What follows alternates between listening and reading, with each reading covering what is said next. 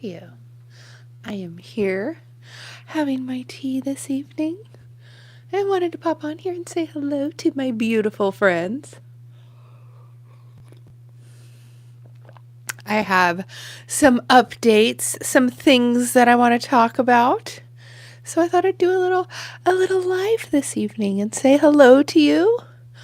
You guys like my OCD is gonna kick in though. Hold on. I should have cleaned the screen before we did this, but hang on.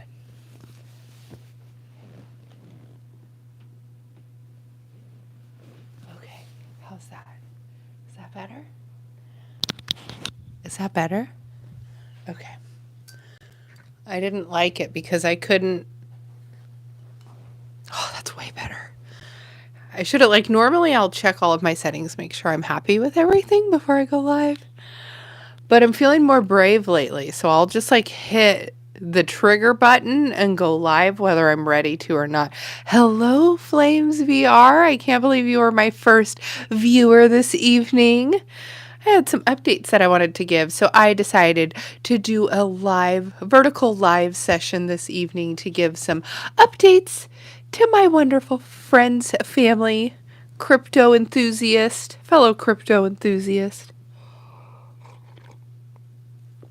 I hope everyone's having a good evening. I've had a lot going on over the last week or so, and so there are some changes that are going to be taking place, such as as I have been going live every day from my studio. My studio location is going to be moving, and so I will still have my studio, but the location is moving, and I will be doing some moving this weekend, and I'm not too thrilled about that because that was not very high on the list of things that I wanted to spend my weekend doing, but here we are. Life happens. Life be lifing. So there will be some changes, a little bit of changes, but changes are good. I feel like changes are necessary to push us back into the direction that we should be in this life. You know, I prepare loose plans for myself. I've always been when I travel, I will always just make my plans. I will book my flight and I will book my hotel and I know when I'm getting in and where I'm staying, but I don't go, okay, at this time we're going to be here and this time we're going to be there and and have a whole itinerary planned out, because I feel like there are so many things in life that can detour those plans, and especially when traveling. When you're traveling, you try and squeeze in a lot of stuff, and if your schedule goes awry, then it really puts a wrench into things. And so what I like to do is just kind of be loose with my plans. I pick the destination that I'm going to. I kind of pick out a few of the landmarks that I want to see, and then I kind of schedule the trip around loosely what I want to see. But once I get there and kind of feel it out and see what the vibe is all like. Hello, welcome to the chat. Thank you for joining. I was just talking about how I have been going live from my studio office every day at 1:00, and I'm going to be having to move my studio this weekend.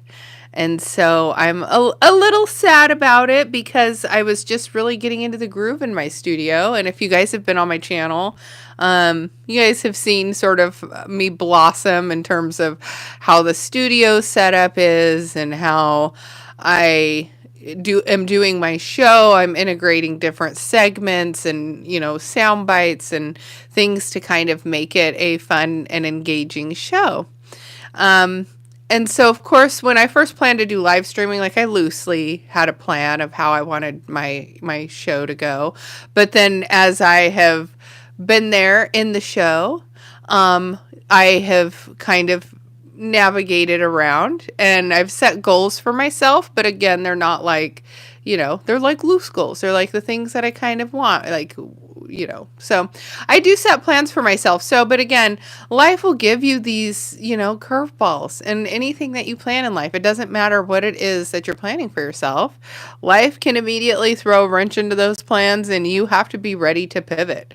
And you can't be fully tied to, what you thought your vision was supposed to be, because when things happen in life that like put you off of your path, you have to deal with it. You have to pivot. You have to be ready to adapt. And that's huge in crypto. Crypto is an ever evolving industry, and people who are good at adapting are good at crypto, because you have to be ready to pivot, because it was like ICO era, and then it was, NFTs, and then it was meme coins, and you have to be ready to pivot if you want to make money in the space, because you have to kind of like follow the trend, follow where the money and flow is going.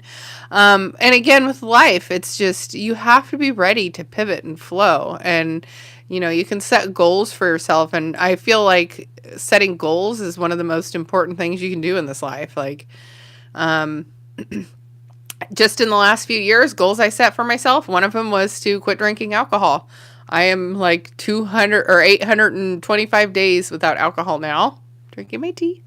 And so, yeah, you have to be, so I set that goal for myself. I achieved it. Definitely not ever looking to go back into drinking alcohol again, because life is better without it now. But, I set the goal to do a half marathon, and I crushed my half marathon. My time was so good, you guys. Like, when I was preparing for it, I was like, I don't know if my body is going to be able to sustain this half marathon. Like, I've never really ran this far before. Oh, Dreams is 8 years sober. That's amazing. Congratulations. Yeah, it just feels so much better without alcohol. And so, like, if I wouldn't have quit drinking alcohol, I wouldn't have been able to run the half marathon, because I was never able to run more than like 3 or 4 miles at a time. And so a half marathon is 12 miles. And so that was really pushing my body to the limits. But I crushed my time. I was under 2 hours and 30 minutes, which was good for me. It was like 2:26. And I actually went slow because I was waiting for my family to get there and they were running late. But I had set a goal for myself for this year to run the full marathon. So I'm like, my body's in excellent condition. I'm prepared. I've been super careful about, like, I've rolled my ankle a couple of times in the past. So I've been careful about like where I run, and, what type of pavement and ground I'm on. If I'm like running on trails, then I try to be really careful, because there's like little washways and rocks. And, if you step on one of those wrongs, especially if you have like a repeated injury like I have, it can set you back. And so I've been super, super careful, and still my health, like at the start of this year, my health just took a turn, and my body was like, you're not running, girl. And I've just had to kind of be okay with the fact that I have to let my body recover and be better. And I can't start running and training for my marathon again until my body's fully healed. And so that was just something that I didn't plan for myself. And I've been so careful. It's like every precaution that I could have taken over the last few years of like running and prepping my body and not trying to overdo it and not hurt myself. And then it's like my body breaks down anyway.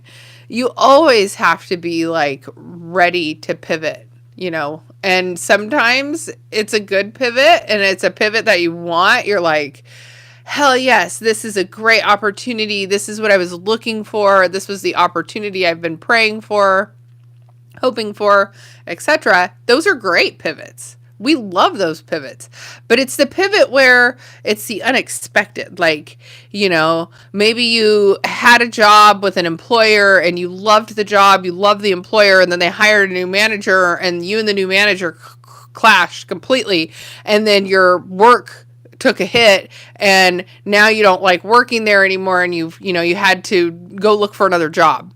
Like, that happens, right? Like, that happens in life. And that's a pivot that doesn't feel good, because it's like, I was doing really good and I had this career path and I knew where I wanted to go, and I knew kind of like, I knew my team and I knew how to do the job, and I know all the customers. Like, I'm totally speaking from experience now, if you guys can't tell.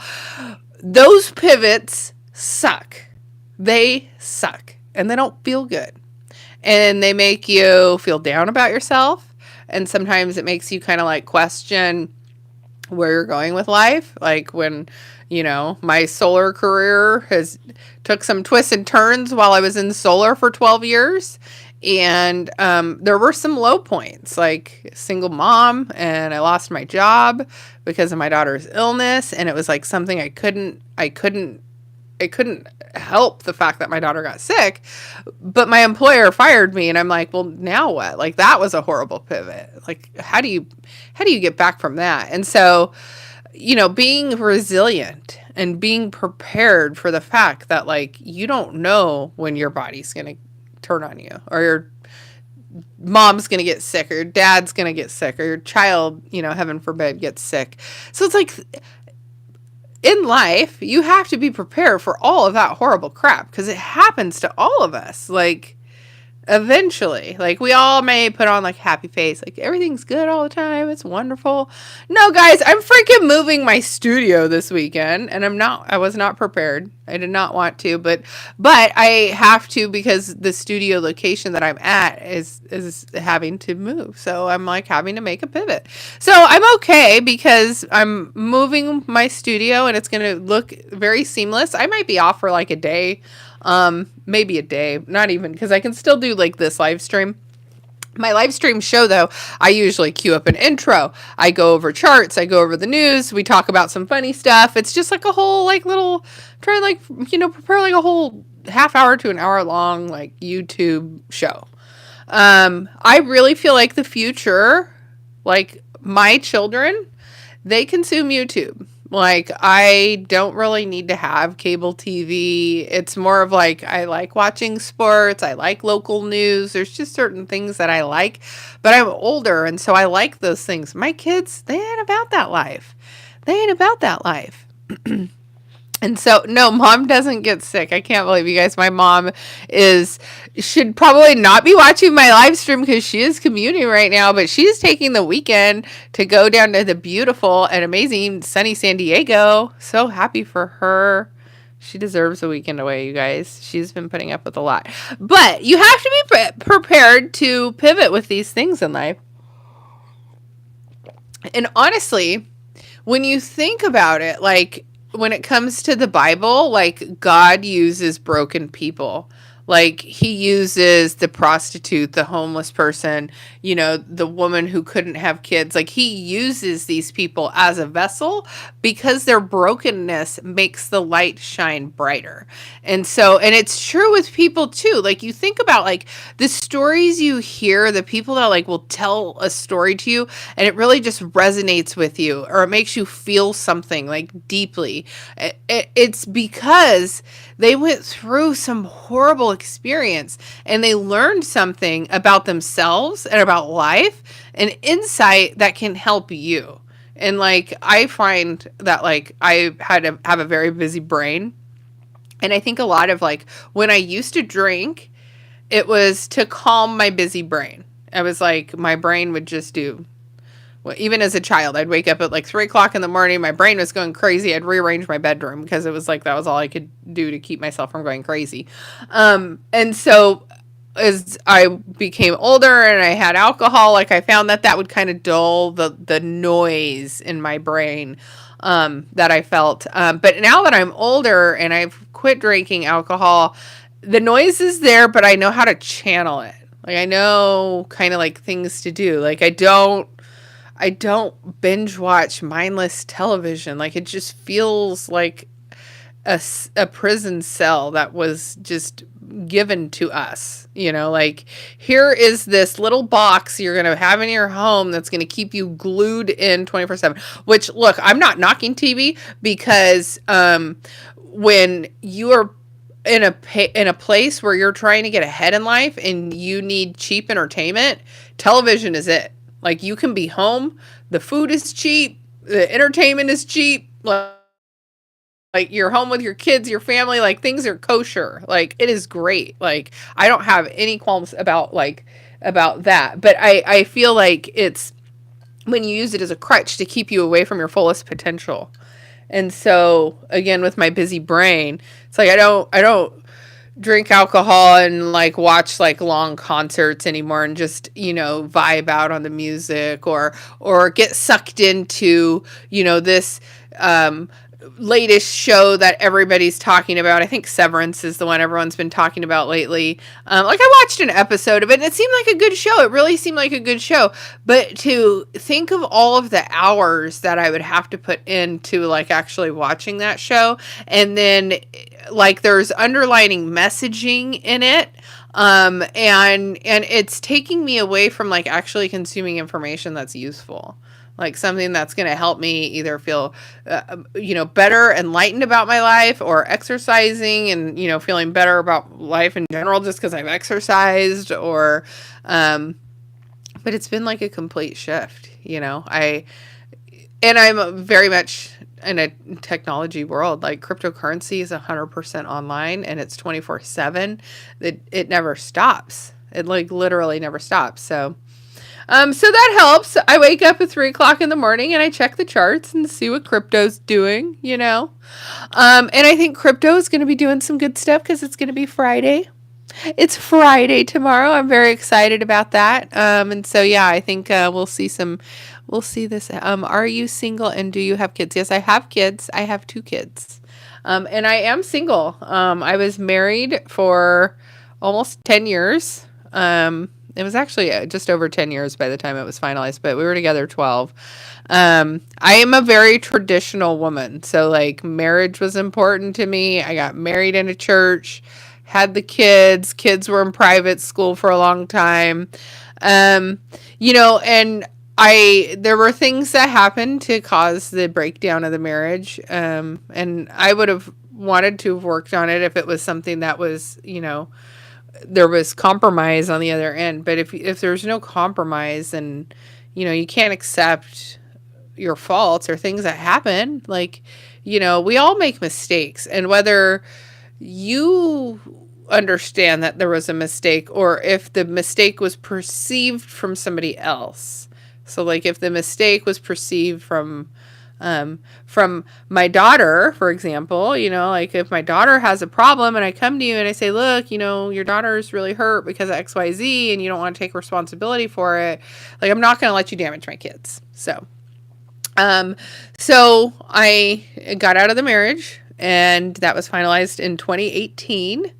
And I have been pretty much raising my kids alone since then. I have just a really high standard of like what I want my kids to see for like a marriage and a happy home life. And so for a while I was raising them, just by myself as a single woman. And that was very challenging because it put a lot of pressure on me. And then my daughter got sick, of course. And I had to move back in with my parents. And I actually hated it at first. Oh my gosh, moving back home after like, being married, and I'd owned a home in my marriage. Then I bought another home while I was single. And then I had to move back in with my parents, and it was just like a blow. Like, oh my gosh, where do I go now? Where do I go now? Like, I lost my house. I lost my career. My daughter is sick, and now I'm living with my parents, and I'm almost 40 years old. And oh my God, who's going to want me?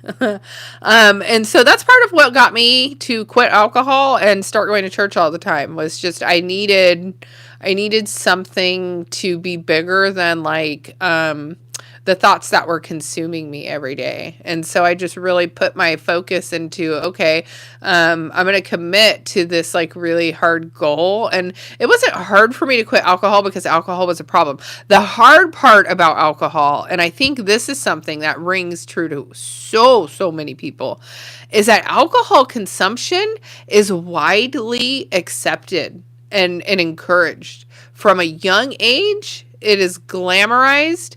Your friends start drinking at a young age. They try to peer pressure you at a young age. Sometimes parents can, encourage it because they feel like it's okay, and they're friends with their kids, and and so it's so encouraged. Like, think about weddings. At a wedding, what do? They put bottles of alcohol at every table. Some weddings even put the bride and groom's face on the bottle of alcohol. Like, here, take this home and get shit faced and remember us. I don't know. I don't know. I think gluttony is what comes to mind when I think of like drinking, because it just gives access to overindulgence in general, just like drinking. And here's a perfect example. And today's opening season of baseball. Do I have any baseball fans or any jail stool fans here in the house? Shout outs to you guys if you're here. So opening day, we watched Dodgers win. That was awesome. I'm a huge Dodgers fan. So I've been to a ton of Dodger games, and I used to love it because I would just get my beer and I would go sit and watch the game, and the weather is beautiful in LA. Oh, it's just vibes are immaculate, right? So I loved it. After I quit drinking alcohol, and the first time I went to a Dodger game after I had quit drinking, it was for my birthday. And it was the first time that I was there, and it was very hard to be there in that setting where everybody is drinking and celebrating and it's all flowing and everybody's having a good old time. And, and I was so proud of myself when I didn't drink that time. It was just, it took almost everything out of me to make it through the whole game without drinking. Because it's just fun, right? It just feels good, especially when you're like stressed and life sucks. And so then I went back with a group of friends. And this time, let me tell you, this was like going for pre-drinks before at a Mexican restaurant right up the road. And then getting there and having drinks. And we were out in the outfield. And you know how it is when you're in the outfield. You just get shit-faced. And so we were all in the outfield just getting shit-faced. Not me. I was sober. And by the end of it, one of the girls in the group was barfing. Another girl in the group was crying in the parking lot. And I am just looking around and I am just like, wow, is this really what we look like when we're drinking? This is a shit show. And we encourage this? It's celebrated? So today on the news, because I'm still a boomerish person and I watch the evening news. It's terrible, freaking horrible. So this beautiful couple, young married couple, the guy was in the military, he gets out of the military, he goes into the IBEW, the electrical union, and he's here in town. It's him and his wife, beautiful young couple, don't have any kids yet, go out to celebrate St. Patrick's Day, and they call a Lyft to go home, and some young 21, 22-year-old girl with a 0.08 blood alcohol level, not even really drunk, because 0.08 is you're drunk, but you're not shit-faced, right? So this girl, young and drinking on St. Patrick's Day, blows through a red light and hits this Lyft, and the husband and wife are no longer here. It's a freaking tragic story.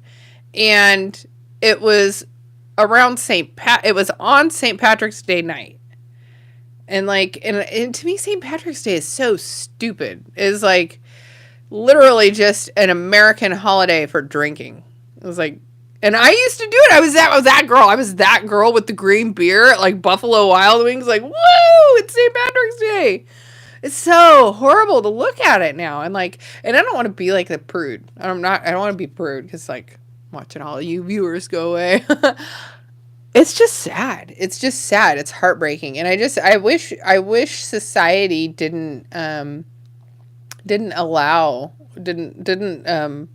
promote drinking as heavily as it does, because when you really take a step back, and especially the baseball games, you see it's crazy, guys. It's crazy. But I do believe that humanity as a whole is starting to make a shift, because there is a huge movement in people becoming sober and they're giving up alcohol and and they're trying different things, and they're looking at biohacking and things like fasting. And fasting is something that is I've been practicing for a while. My mom got into fasting as well, and it's changed her life. Swear her biological age has gone in reverse. And then my boss, David Gockstein, he's been doing fasting, and I'm not even kidding you guys. He's on live stream every day. I see his face every day. And if you look at him from like 2 weeks ago to now, it is incredible. This man has aged in reverse. I think he's 42. I think Dave's 42. Um, he is less gray. His face has thinned out. He literally looks 5 to 10 years younger just from doing, like, it was like the second day of his fast, but he was doing a 3-day fast. And so like I could tell today on the live stream, he was entering day 3. And when you enter day 3 of a 36-hour fast, you get to where you feel supercharged with life. You feel very light. You feel like your brain fog is completely gone. Inflammation in your body is gone. You know, your knees don't crack. Your back doesn't hurt. Like, and then you get like a burst of energy to actually want to work out too, which is the weird thing too, because typically you'd think, oh, you're fasting, your body doesn't have the nutrients it needs to sustain itself for exercise. Humans evolved on this earth before there were kitchens and fast food restaurants, and we didn't eat 3 meals a day. And we went through periods of fasting, and then like you think of hunter gatherers to catch the food, you could have been, a couple of days without eating, and now you are freaking hunting down your prey because you're starving and need to eat. Your body will supercharge and find this energy. And I'm not even kidding you guys. I had a girl that I was friends with who was a personal trainer, is a personal trainer. She also quit drinking, also got into running. But when it came to me talking to her about me exercising during a fast, she got so mad she blocked me. And she was so convinced that you have to have this well-balanced diet, and she's eating freaking 3 eggs and avocado and whole, grain toast for breakfast. I'm like, girl, you're putting away like fucking 1,200 calories before 10 a.m. I hope you're running 10 miles today. I hope you're running 10 miles today, because that is wild. That was wild to eat all that food. Like you have to be, that's like bulking status. Because when you start fasting and then you do start eating again, like you will get full off of like 2 eggs. You eat 2 eggs and you are like stuffed for the day. Actually, I take that back. After a 36-hour fast, you eat again and you get really hungry again, like a couple of hours later. And really, and if my mom is still watching, she'll attest to this. It's a 36, 12, 36 schedule. So 36 fasting, 12 hours you get to eat, and then you're 36 back into a fast. And that 12 hours of eating is like a bulk period. And it's basically like going back to like our body's anatomy of being hunter-gatherers, like where we would like feast and famine. We would go through like, we would catch the hog and eat it, and we would eat and get super full. And then we would like have a couple of days where we were like starving. Okay, now what? We don't have a refrigerator. We don't have kitchens, So it's just, you have to go back to, and then even in the Bible, I'm going to take it back to the Bible. I'm not super religious, guys, I promise. But they talk about meditation / prayer, because they use prayer and meditation interchangeably.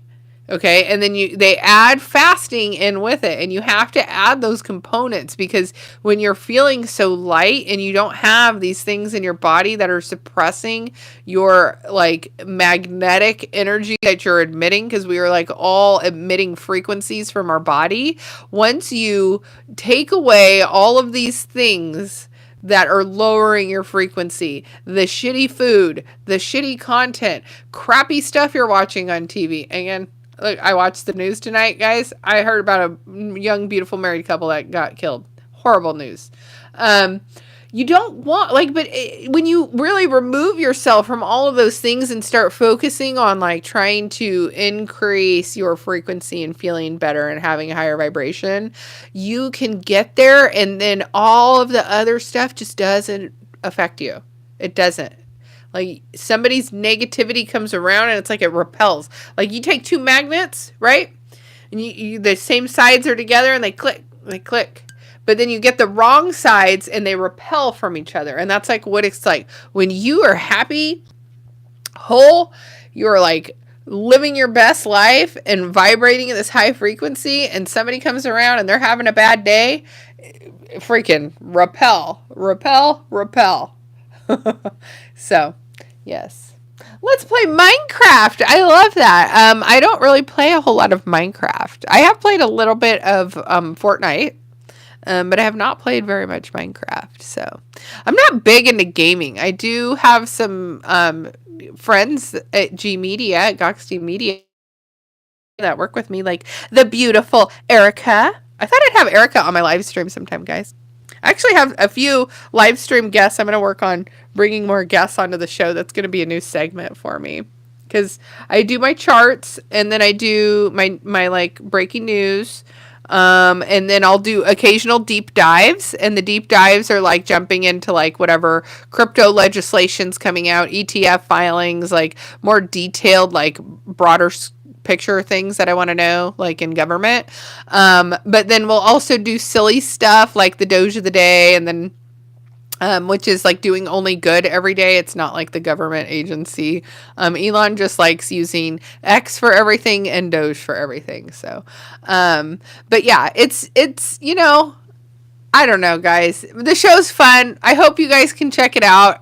It may be a little spotty over the next couple of days, so please bear with me. But I will be back. And Jesse, what time is it for you?